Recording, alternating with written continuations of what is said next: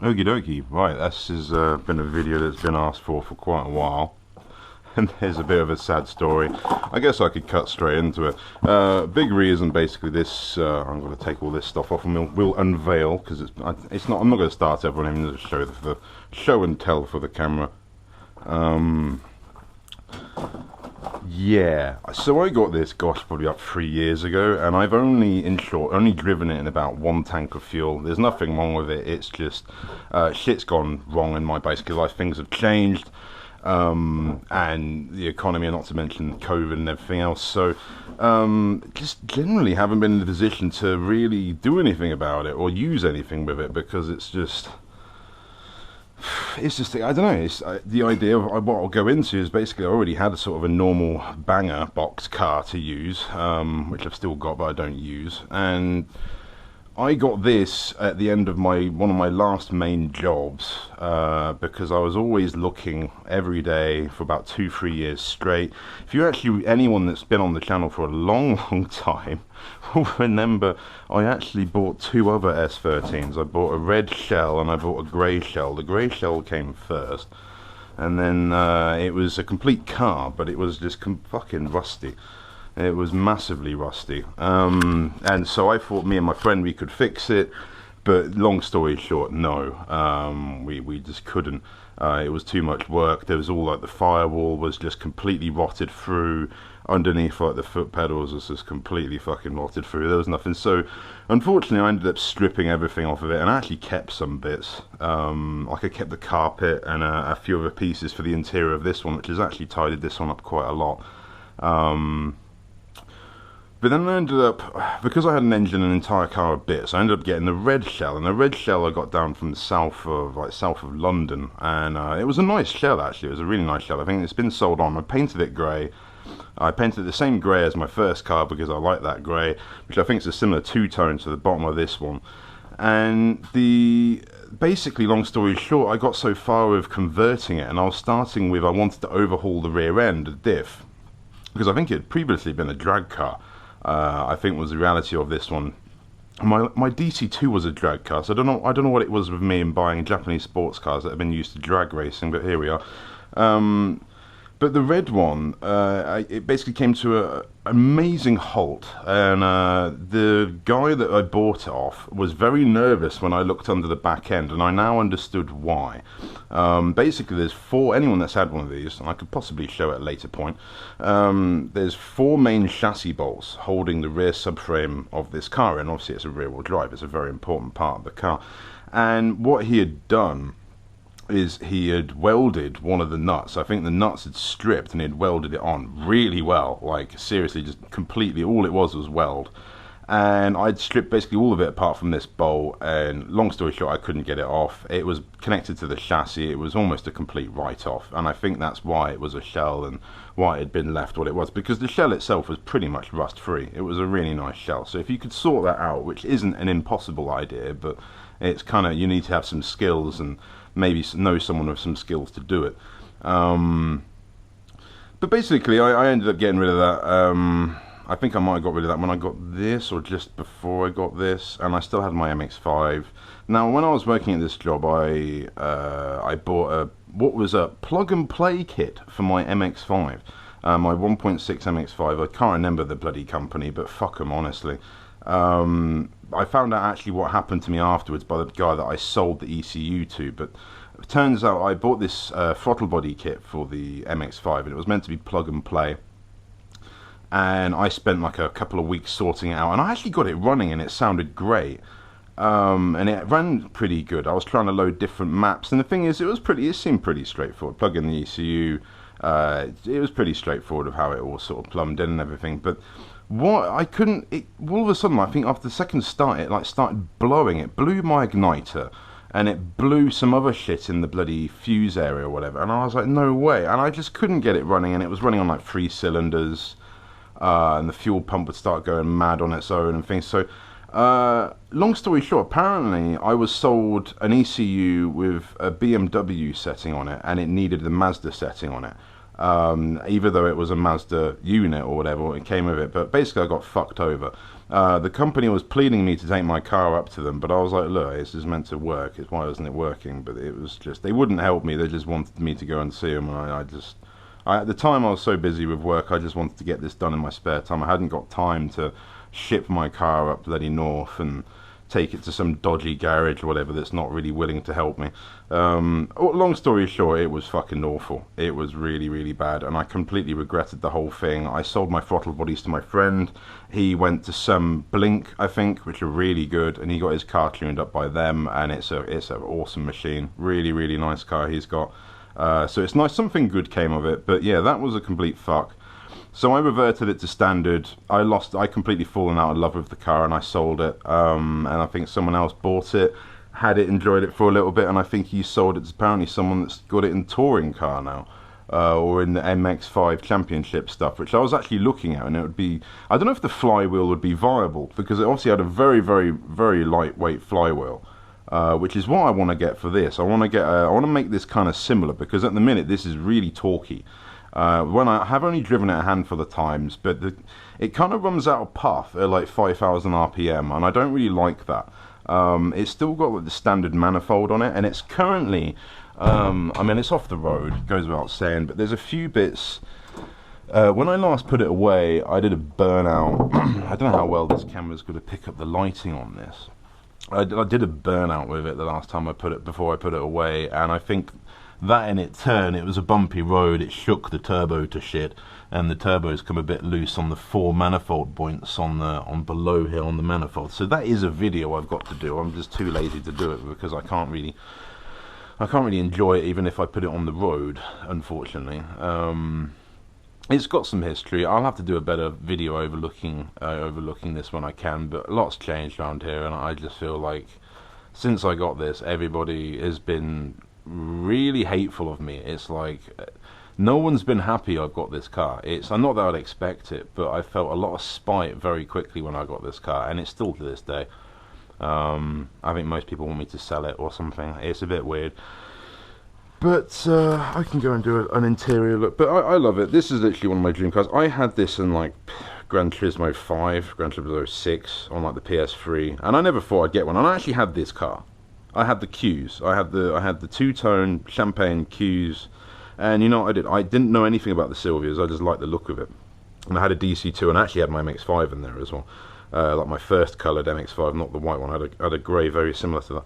And it's actually turned out I've actually had all cars. I played that game before I had the cars, and then I ended up getting a DC2 and an MX-5 and this, which was very similar. But what I did is I tuned up the Qs in Gran Turismo, and I didn't know why it wasn't as quick as it should be. And it turns out it's because it was a non-turbo, and I just tuned it obviously not naturally aspirated. I might have put a turbo on it in aftermarket, but it just wasn't as quick as the Ks or obviously the later versions. But I like this one because of the way it looked, and it's just a weird turn of events that this turned out on like near my birthday. As I said, I look on eBay most days a few years ago, and I still check now, and there's been nothing for years really. I looked near my birthday, and this was available for sale, and I will drop the price because you won't see them again like this, I don't think. It was advertised for about £6,000, £6,500, and I just like went and bit the guy's hand off. My friend thankfully went and put a deposit on it for me while I was at work, and then I just went and picked it up after work, and yeah, it's kind of unfortunately sat here since, and I haven't really done much to it. It's been to Garage D, it's had some bits tweaked on it, sorted out. As I say, since then I've enjoyed it a bit for a few months. What I was ultimately doing is I was chasing someone that wasn't good for me. I really was quite desperate for a relationship, and gosh, if I look at pictures of me back in this period when I had this car sorted and everything, I looked so fucking good. I've got to try and lose some weight and get back to that point, because this seat, even though I can fit in it now, I don't fit as well as I did when I lost weight then. But I wanted to go out with her, and I wanted to go on some dates in this and go out some places, and basically I just got continuously, as I've always been, rejected, and I just gave up with it. I basically thought, well, basically I'm going to work, and I don't really want to. I've had a lot of these nice cars, and unfortunately around me particularly, cars like this in car parks get attacked. People will key it, people will dent it, people will slam their doors into it, people will shove a trolley into it, people will smash your headlight or whatever. There's lots of just. I've had my DC2 got attacked so bad. Like so many door dings on that over the short time I drove it. So driving a bang around here is a pretty good idea, but it was just odd to me that this was just to enjoy, and it is a great car to drive. It's actually amazing to drive. When I did drive it, I didn't do any videos, and I should have done. It's because it's not been quite right. It's got the wrong wheels on it. Even though these wheels are awesome, they're not my style for what I think the handling needs to be. I want it to handle like the MX-5, and so I want some 8x15 0 ET tires on it, and I goofed. I've got some old MX-5 tires on the rear which are 50 profile, so even though it's a bit flat, it still does look low because the tire profile is lower than this one. This one's 55 and brand new, and they're 50s, and it should really be 55s all around, and that would be kind of spot on. But yeah, basically, so for me it needs tires. It currently needs, it's MOT. It's not legal to go on the road, it's off the road. I did charge it up the other day, but I haven't started it in, scarily, probably about a year. I haven't started it. It should be fine. I think in its time, it's obviously had some impact. Obviously, it's got a different bumper, which I quite like, actually. I don't know if I'll paint it down the line. I won't be able to get this much on camera, but there's, I think, part of the water pump here, or I think that's what it is, part of the water system anyway, and that's obviously taken quite an impact from probably the front here, or at some point it's taken an impact, and it's whoever's repaired it has done a good bodge job, but it is a bodge job. It's holding, but it's not leak or anything, but I just don't like looking at it, and I don't like knowing it's there, so I'll try and fix it at some point.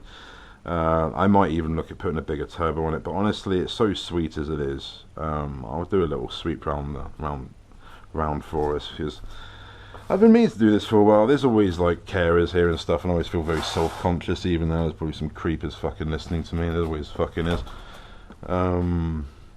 It's a cool car. As I said, this has been my dream car. The guy I bought it from put a cage in it. I don't know what his plans were. He had like quite a nice few like E30 BMWs, and I think this was just going to be a cheap drift car for him, but he just ran out of space in his workshop, so he did. I've painted it somewhat, but he put this metal slate in the roof, and I actually got the sunroof and I sold it to someone else, because I don't, you could put it in, but it was such a hack job. So I think the plan was, over time, my friend and I were actually going to take this out and change it with aluminium, or maybe even do a perspex or something, because this black stuff can probably come off, but I've literally, that is a job in its own right, and I don't want to rush it because I don't really fancy repainting the car or anything, and it's alright for now. It's a little bit rusty underneath, unfortunately, but he put a full cage in it, which was really good, and it had a full bar across the top here, but because I felt it was too far forward, in even a light accident you would probably kill yourself. The bar was right, particularly for the passenger, it was right on your forehead. You'd need to wear a helmet, and so because that was very dangerous, my friend and I took that out immediately, set fire to the dashboard in the process, and this is full like touring car spec stuff, and it was a right pain in the ass to cut out. It really did take a pain. It was annoying, so I might well put another bar in to replace it, but I'd like a better job to just finish that off, but it's in no rush. Since I've done this, I put some stickers on like the bottom here to cover bits I didn't sort of paint, but really if I was to bring this back out, I think I'll take this checker mark off, and I'll take these stickers off, and I'll just tidy up. I don't think I'll do that. I just did that at the time, because I mean, that was literally probably like 2-3 years ago. But yeah, it still smells so good, doesn't it? It smells really nice. I don't even know how to describe it. Japanese import, I think, is the smell. But yeah, it's a really nice car. I've always anticipated to do more content on the channel of this. I know this video has been quite requested, so if you watch this, thank you very much. I'd love to drive it. You know, I'm not getting rid of it. It's literally my dream car, and it's a dream car for many. I've not seen anything for sale. I saw, back when I got my DC2, which was a mistake, because I had a similar relationship with that, but I didn't, that actually broke, and it had head gasket and engine issues, and it spent years in the garage, and I only got to drive it probably once or twice, really. It really was not good how healthy that car was, but I've only driven this a similar amount, but this is very healthy. I've not seen a spot of smoke. It's low miles. I think it's about 120 Ks. But because it's an auto swap and it's got a different engine and stuff in it, I don't really know. But I've never seen anything. It's got to be. It's probably definitely the healthiest car I've ever owned. And what was I going to say with that? Yeah, instead of the DC2, I saw an S14, the ones with the soft front headlights, like the first versions, not the kooky. I think the other one. I don't know which way around. I think it's the Zenki I'm thinking about. But anyway, I could be wrong with that. But the soft headlights, they've actually gone up in price a lot because they're quite rare now. In the UK, they were rust buckets years ago. But I saw one of those, stance down, nice like 17-inch wheels, pushed on about 350 to 400 brake, and the guy wanted about the same money for that as the DC2 that I bought. And to this day, I would still say I regret not doing that. That would have been such a car for me to buy back then. And that's how cheap these Silvias and that were back then. They were insanely cheap. As anyone, that's why I think this was such a big thing for a while, because of these cars were so cheap. Now, even the last few years, the prices are just ridiculous. Absolutely. And that's kind of the thing for me. I bought it cheap enough that I thought I didn't think it would go up as much as they have. I really didn't. And it's kind of annoyed me because it's like, well, I don't really want to take it to Santa Pod and drift it too much, because if I, one mistake and I smash the headlights out, a new fresh pair of headlights on these, for example, is like £1,000 in its own right, if not more, and they're rare as anything anyway. So yeah, it's got a thing. I basically will just set it up for, I think, a bit of grip, bit of drift driving, be for fast road. I probably won't do track days in it because I think they're a waste of time. I want to tour it over Europe. I want to take it across to Italy and take it around France and some of the sort of German roads. Ideally, to be honest, I'm thinking what I'll try and look at is actually redoing the trip I did a few years ago to, can't even really think of it. It's on my channel. It's at the beginning. We went on a road trip in like 2013 with my friend and a group of other people. It was really, really good fun, and it was only for a few days. And it's one of those things I've always wanted to do that again. But I'll be honest, it's always felt like I've been chasing that dream. The money's never been the same. It felt very almost accessible to do it back then, and all of a sudden everything got expensive. The last few years, literally the last 10 years of that case. I can't think of what the place is, but yeah, equally my bike, I haven't really ridden my bike much. She's a beaut. It's 2001 YZ, and really good bike. Needs a little bit of tweaking, to be fair, but I didn't have many places to ride it when I kind of got it. It turned it into being very dangerous, because the fields, the area I did have to ride, it's basically gone right up to the hedge, and I got no area other than some of the really rough surrounding parts of the fields to ride on, and it just made it really dangerous. And this two-stroke doesn't want to go slow, it wants to go pretty much full throttle everywhere. So I did not like that at all, and it stopped me riding for a bit. I picked up cycling for quite a while, and over like sort of the lockdown. And I actually I've actually put on a lot of weight because I think I've not ridden this bike as much. And I bought the bike to lose weight. That's the big reason I bought it, to learn a new hobby and to lose weight. So I do need to get back into it. And it's only really this year that the fields are actually in a bit more of a state that I can actually ride around them a bit again. But I'm sure those that have been in this situation can appreciate I've kind of lost a bit of the motivation because I couldn't for so long. And it was so dangerous. Now that I can, I kind of just say, I do it when I want to enjoy it, but I basically had a nice little track set up because I'd gone around so much on some of these areas, and it felt great. It felt good. I've got to start all that again. I've got to find a new area, and the areas I've got now to ride are so different, and again, quite still dangerous. Some of them are even downhill and things, and on angles. Like it's not good. So ultimately I probably need to get a van and get this out and start learning some tracks that aren't going to change. And there are a few tracks around me, but ultimately, even though I've jumped a few times, I don't really like the idea of jumping these bloody things. it's good fun. They do well, but it's like almost you cock up one jump and that's it. Your career or life is almost over, and you'll never be heard of again. But on that note, thank you very much for watching. If you've enjoyed this video, please leave a like. I've meant to do this before. I know I should have started something, maybe tinkered with something, but the house is free for a change, which it never is, and I've finally got the sort of I wouldn't say confident, I guess it's just self-consciousness, just to basically sit here and say what I like without thinking that someone's sitting there got their ear up to the door. And you think I'm joking, but that's generally how it is around here, unfortunately. There's always some fucker listening to you. So thank you for watching, and I shall see you in the next video. Bye.